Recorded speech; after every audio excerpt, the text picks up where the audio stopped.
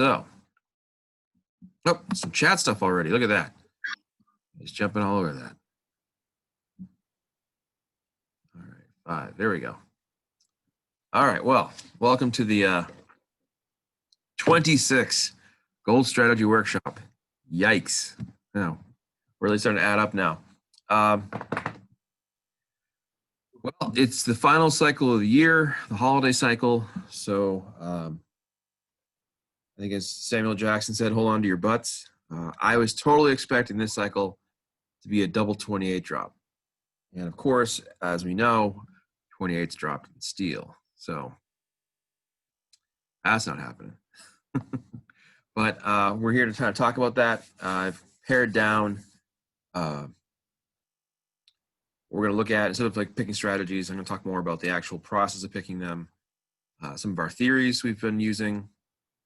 And I've said in the past that the theory about, whatever drops in gold, use it in iron or steel, mostly steel.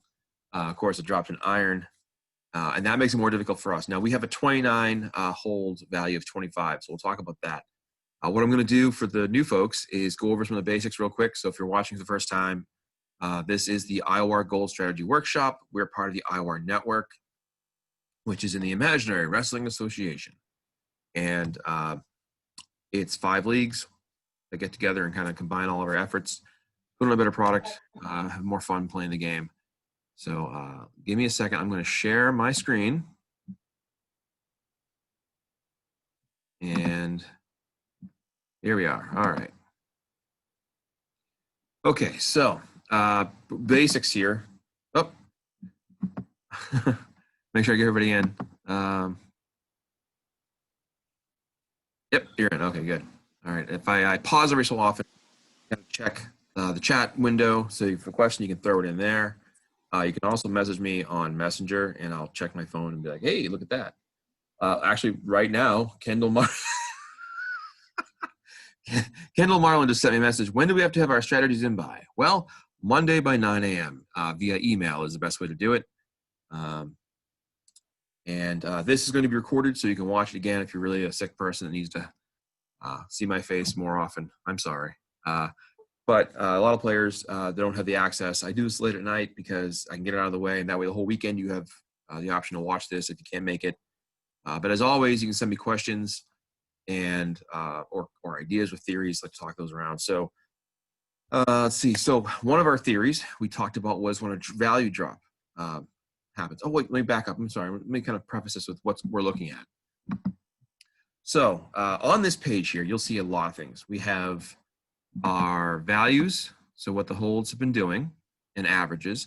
I use the averages more for what I think the stronger hold is versus the weaker, but you'll notice a lot of times out of the way, the hold you think is going to stay strong will suddenly drop down, and the hold that's been weak will suddenly pop up again. So we'll talk about that.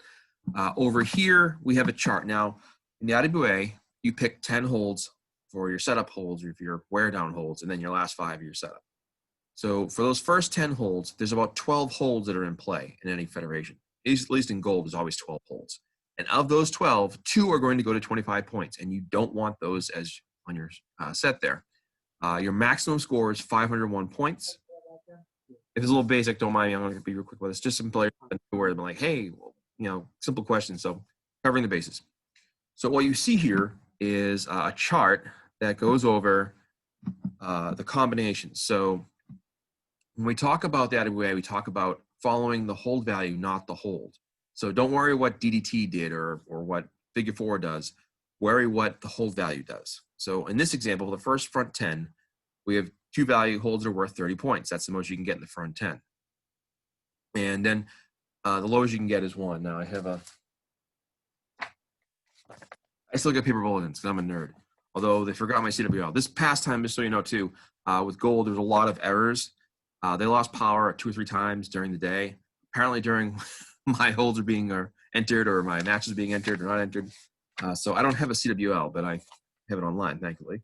And it's a reminder, at any point, you can always check out any league in the game by going to IWA.com or playiwa.com and check out the PDFs of the various leagues, which I highly recommend if you're in the NWL and you want to play somewhere down the line. Obviously, once you leave the NWL, it's easier to kind of scout leagues and be like, hey, is this a place I want to play? Is this kind of report I want to be a part of? Does this commissioner support the people? Do they have events I want to be a part of? You know, things like that.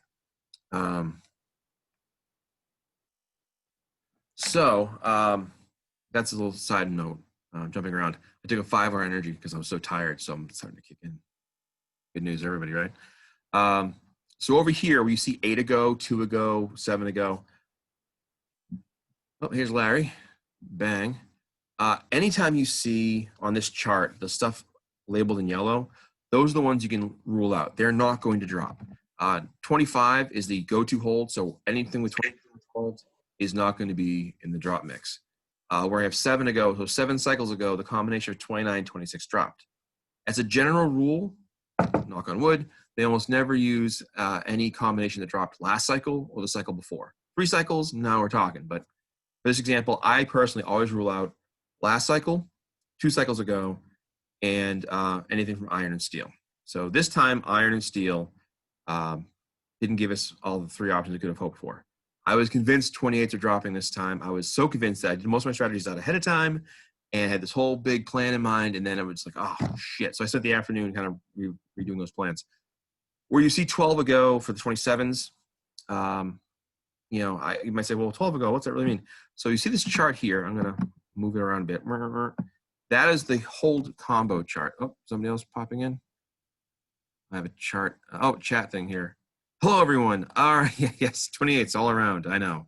A lot of people are thinking 28s are coming because 28 didn't drop all year. Now, you see in this chart all the combinations for this past year and beyond. I actually noticed 102 of them. That's how far back it goes. What I have the cycle name, the value, so what actual point holds were, and then the hold associated. Interesting. I was so convinced that 28s were going to drop that I actually had preset the idea of 22 and 46 being in the mix.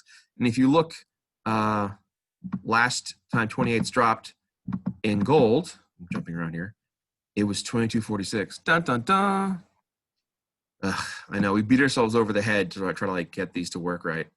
And then, yeah, kerplunk. So what I've done over here, to kind of jump around the next part, is these are all the combinations in play, all right? So we have our 28, 27s, we have our 27s. So in the past, I've spent a lot of time doing the strategy for my wrestlers, and I'm not doing that anymore. I'm just going to preset the strategy and kind of explain one of the strategies and why I went with what I went. You can either go with it or not. It's up to you. That's fine. I do want to say congratulations. Before I forget, we did our tube cast 2 nights ago. And they're always like kind of acute madness. It's just trying to remember everything I want to get in there. So I do want to mention a quick huzzah for Wildfire, Dan Van Love out of NWL, who not only triple crowned, but he won a Match Mania. So well done. I think that's the first NWL wrestler to ever win an IWA-wide event like that. So that's pretty cool. So anyways, there's a little kudos. And if you're watching, contact me, John Woodland. I'm going to say it wrong because I'm tired, Woodford. Anyways, over here. So you see these 26s and you see the 27s. So 27s can play. It could happen. So we'll talk about that in a minute. Now, I just want to kind of show that and give you that to look at. Now, here we have our values. So I color code them to make it easier to kind of go through. And you'll see when I do the strategy that I've color coded some of the holds sometimes, but we'll get to that in a minute. I wanted to talk about. Me and Ashley's dad drank a bottle of fucking whiskey. Oh, all right. I'll we'll try to go through. So you see here the pairings. So the 30s and the 25s, your must-haves. You're going to use 25 the hold as well. So they're 5 out of your 10 picked for you. So now it comes down to which of these do I feel is going to be the best one. So one of the things I talk about as a thing that's his brother. is thank you. is when a hold, let's see, 8s and 12s. Okay. So the IWA has a habit of one of the holds repeating on a drop sometimes. So I keep that in mind when I do my picks. So I look at 8 and 12 as automatic, like, well, are they going to rebound down, you know, coming up, come down? It could happen. So I looked at those as part of my like okay, I'm going to look at these as a possible drop here. The next thing I look at are holds that have been great for a long time. And the reason I do that is if they're really good for a long time, the IWA, their kind of mild curveball is to take a hold you've relied on and dump it to 25. We saw that with 45. If you look down here, oops, wrong one. Grab the right thing, dummy. You see 45 for most of the year was reliable. 430s, doing really well, strong hold, and then drop down to 25. Now it's back up again, but it's just things like that to look for.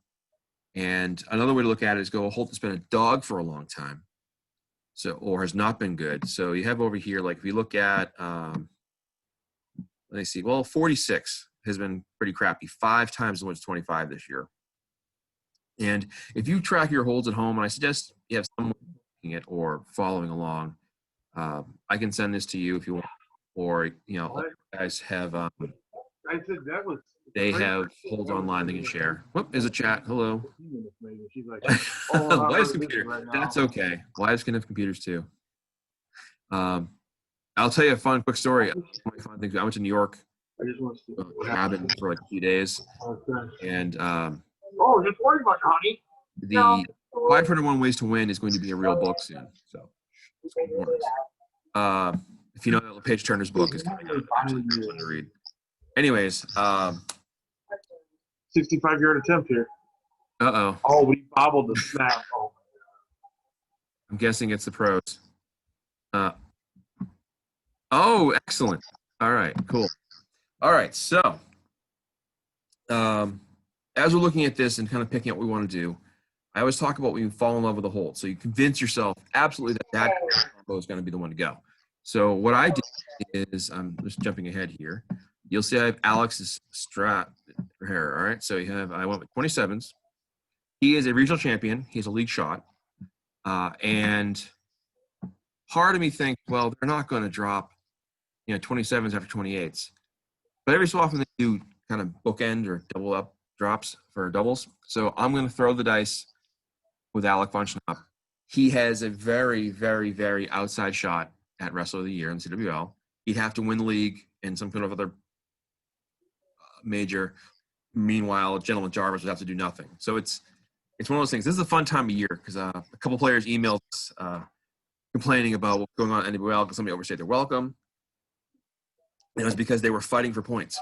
And this is the time of year when every title you could have possibly scraped up is valuable.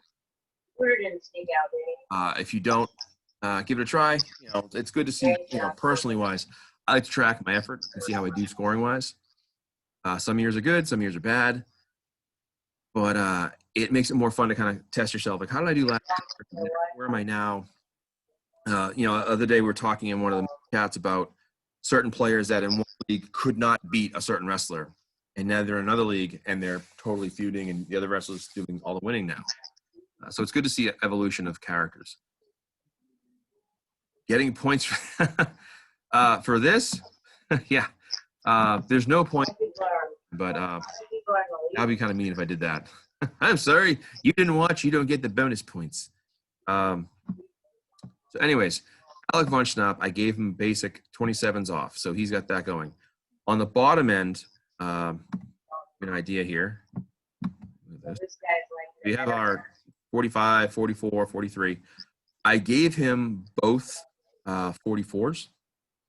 And that's an old trick because the logic is when you're going for maximum points, you go with a 44 as opposed to 43, 44, 42 or 41, because you're gambling that it's not going to be any less than 42 points.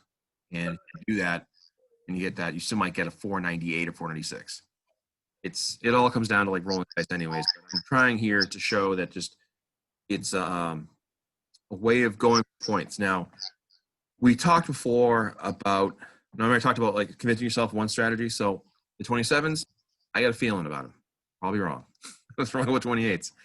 Now to go to the other side of the coin is where I talk about convincing yourself another drop. So what we look at is one of our theories, which has happened now 5 out of 6 times, or maybe 6 out of 7 now. I got to update it.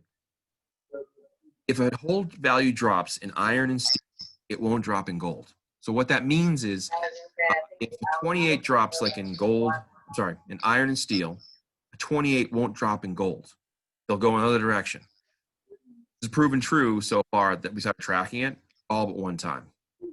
So in that theory, I'm going to go either 29, 28, or actually, I'm sorry, 29 or 27, 26.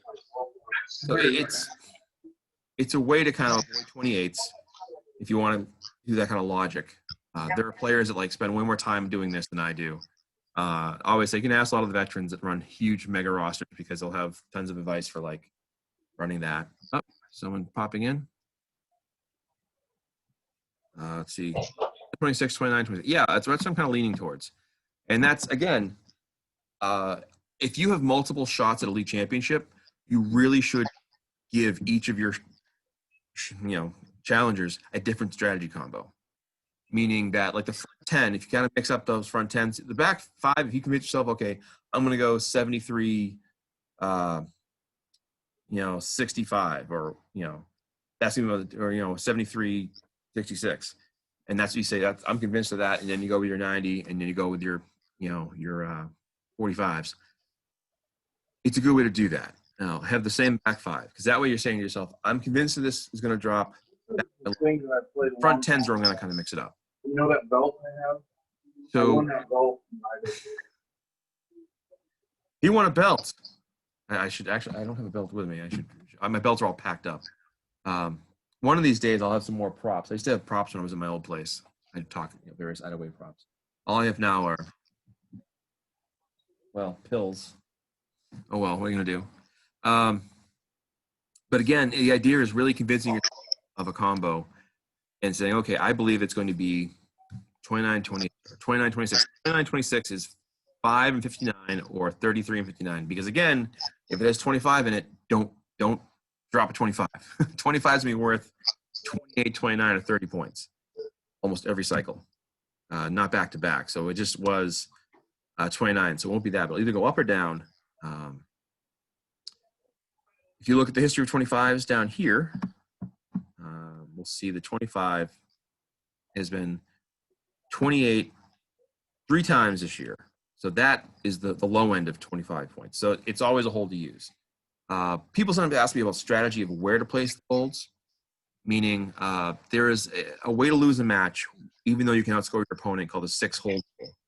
And this got voted on, I think it was a year ago, 2 years ago, almost. And that way asked players, okay, if you have a matchup and your first 6 holds, I beat you 6 holds in a row, like my holds or your holds are better than my first 6, you win the match. Even if I had a 501, if you beat me 5 in a row, or 6 in a row, you'd win the match. So that got put to a vote. The players said keep it.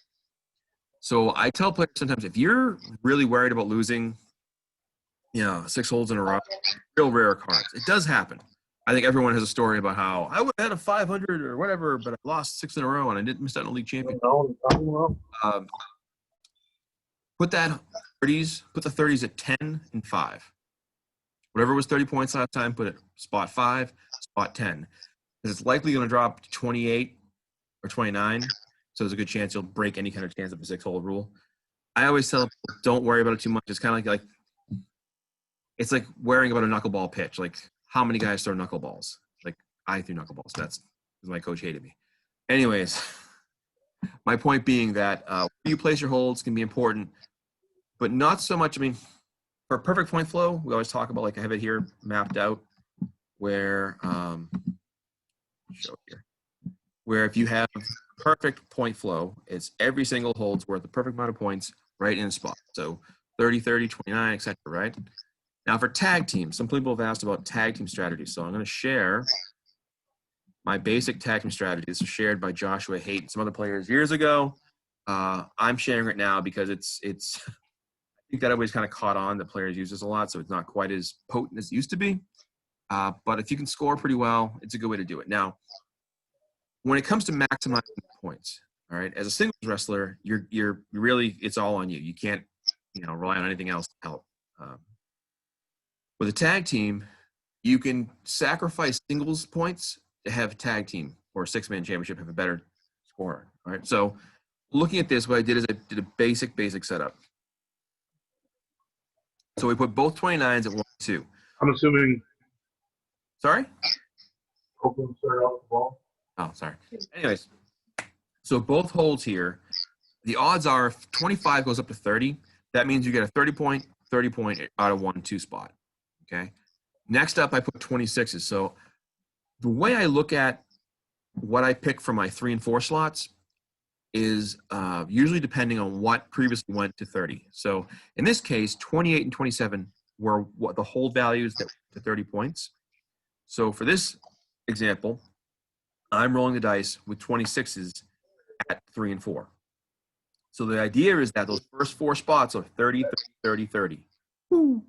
And with that, you get a nice little start to your tag team strategy, 4 in a row. Now, where this comes into play is when it comes down to tag team, the IWAR Tag Team Championship. Thing I don't like about him, though. As like the one just won by Larry Sullivan out of the CWL Withers and Bowlers. As noted by Brandon Cutler. If you don't have a chance to see it, I got a cameo done by Brandon Cutler. So there may be more of those coming. We'll see. But anyways, congrats again, Larry. So next up on the tag team point strategy is 29s. You want to have 30, 30, 30, and 4 29s. So dropping the 30-point holds in the 5 and 6 spot gives you a good shot that one of them is going to drop to 29. It's a very common occurrence. You'll notice here on the pointing the screen. I'm not tired.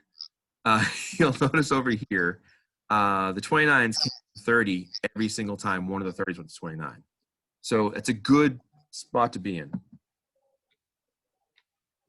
Football game. Yes, that's the Chargers, right? Of course, I didn't start Hunter Henry, or what's his name? Henry Hunter. I don't know, the tight end. He sucked me the rest of the league this week. So I'm in a bitter fantasy football mood this year because I did a money league, and they had this terrible setup where you had waivers all week long, so there was no free agency. So if you didn't pick up what you wanted by Sunday, you're out of luck. And with COVID, a ton of us got screwed. It's only $100. I'm fine. I'm not bitter. So again, we're looking at tag teams here, and the idea is a concept of approaching tag team wrestling. So we're locking in the 30s at 5 and 6. Now, I look at the 29-point hold came from 26, 28, 25. So I try to do is I avoid using the value that came to that or went to that 29. So it's same thing with 30. The idea is you're kind of eliminating the hold values that just did what you wanted to do. And they repeat sometimes, sure. Look at this, 30's done it, on a 29 for 3 cycles in a row. I only track 3 cycles. I don't do long term. I probably should, but I'm not that sick. So then I put 25s at the 7 and 8 is 28s this time. But again, it's looking at what got 29. So 29 did not come from 28. So I'm rolling the dice that it goes to 28. 28 goes to 29. So the 9-10 spot, I put the 25. This is an old favorite of mine because 28, you'll see here, it came from 25 the last 2 cycles. So one of those cycles, it went to 29, and another time it went to or came to 30. So the idea is you're just trying to maximize your points. Now again, what ends up happening is if you have the best flow possible, you're going to be lining yourself up the front 10 perfectly. Now it's the back 10. The back 5 are way easier to kind of shoot for. You just put 44s back to back, 43s side by side. Now what happens is this. We know oftentimes at 43s, one goes down to 41, one 45. We know with 44s, one goes to 42, one goes to So what happens is single strategy-wise, you're going to take a hit of 3 to 7 points depending how bad it gets sometimes. By doing this. Now, sometimes you luck out and you get your front 10 perfect and you get your back 5 good enough, like a 497, 498. I've only had 500 once with a double drop front end type thing, like approach like this with one of the Von Schnapps. It's rare, but the idea is if you're going for points for a tag team, you're sacrificing. And one of the nice things about the IWA in the idea of spreading the wealth, so to speak, is you will never see, I doubt it, unless the game takes a complete nosedive numbers-wise and there's not enough people playing for it. You'll never see the guy who wins the world championship the IWAR championship, winning the World Tag Championship, or the six-man, because it requires different flow sets and scoring approach to really get the maximum points out of it. Does that make sense, everybody? Let me jump in here and check the chat. Yes. I've had a really weird week. We had tons of snow here in Boston today. I think we got like 16 inches at my house. So I'm tired from shoveling too. So I got snow weariness. All right. Everyone seems to be okay. He's from Boston. I wanted to talk about the tag team approach because a lot of players have said, like, oh, especially NWL, how do I approach tag team wrestling? And the one biggest tip I can give you is don't put the same value hold. Like, don't put the same hold at both spots. So if you have one wrestler having a hold at, like, number one, don't give the other wrestler that same hold at number one because you only have one shot at maximizing your points. And you'll never have a maximum score. For tag teams, that's 516. For six-man, it's 521. And for singles, it's 501. So I will stop for a second and do some questions because we're almost out of time. Any questions? No? Any? Fire away. A few things to talk about. I wanted to mention that a Magic Clash is coming up this cycle. The write-ups for Battlecade's coming out. The Clash Champion 6 teams coming out. At a Magic Clash, we have the Johnny B. Cup. Bound for Glory Series final, the Tag Team Derby final, and the Triple D Cup final, as well as IWAR Championship matches. I'll be doing that right up probably Sunday. We have the awards season coming out soon. So the next cycle that comes out, there'll be hyperlinks all over the place. I'm going to email them. I'm going to post them on the network. I'm going to post them in the chat. I'm going to have them in the bulletin, the newsletter, the magazine, for voting. This is 25 people sent me nominations. Actually, one person emailed me them. So 26 people total out of a possible 152, I think it is now, players in the IWAR network. Not the best, but, I'll take it. So what we did is we got nominations. We put together these awards, and then you get to vote on them. And the winners will be honored in the January cycle with this ceremony. If that's on the win, if they get a field goal, they don't. No field goals. I do want to mention that we had a vote in the BRL. Some people asked me about having the When time runs out, they'd win if they made the split field goal. between the league champion and Battle Royal winner instead of just the Battle Royal winner. Most people said keep it as is. So that would just leave it a tie. They'd have to get a touchdown. let's see. Any other questions here before we? Oh, here we go. I did not get a lot more votes in, but that's okay. I'll make do. And I will say this: when I feel bad about the votes, is what almost happens it happens every single year. Is someone will say, "Wow, I really thought my wrestler was going to be nominated for blank," but there's some. Don't get me wrong. There are some awards that like this wrestler got nominated for like by 6 to 10 people voted for this person or named this person as one of their nominations. So that's an obvious go-to. If I have one person name one wrestler one time, and as a commissioner, I also kind of watch how it went, and then I also what I do is we go over the nominations with the commissioners so they can kind of say, missed this, and like Luke Martin helped a lot with it the other night. Making sure that we get everybody represented, and then you can pick through. And the thing that really is hardest is like the moments. There's so many moments through the year. People send in promos and have sneak attacks, and this year we had a lot of random stuff happen. So it's really trying to remember or memorialize like the moments of the year that really stood out, that really were worth remembering. Let's see here. Oh, it's keeping track of each wrestler you used. Yeah, I do. Actually, I can show you because I'm a super nerd. It's in my IW. No, where is it? I'll go to my IWL page. Here it is. Okay, so this is how I send my matches in. And over here, I have my wrestlers' years. So you can see my main singles wrestlers and how they do. So like, Atari, Cash, Stevens, my singles wrestlers for the most part. My tag teams over here, and I grade them with anything better than a 495 is green, 500 or 501 is yellow, I have they won leagues. So you can see like Turner was on a run for a while. Alec von Schnapp's been on a crazy run. And up here I have how many stars they've earned. My personal record is 10. And that was without him cash. And I know it's really hard to think about, but you think about like starring a number of times throughout the year can be difficult. So it's good to track it. And also I like to do it because it's a fun way of seeing how I did, like, comparatively. So for example, this should be 16. I'm sorry, 16 is X cycle. So 15, so you can see like the average cycle value. I butchered this one. Oh, I'll go back to that one. Let me do this. See. Oh, I butchered it somewhere. So value, I'll fix it. But the idea is you kind of see how you're doing throughout the year, doing well, not doing well. I kind of conferred with some of the bigger roster folks, asked them about scoring advice when it came to like what's considered a star if it was a tag team or a 6-man team. And that was how I do that. Let me do some more chats here.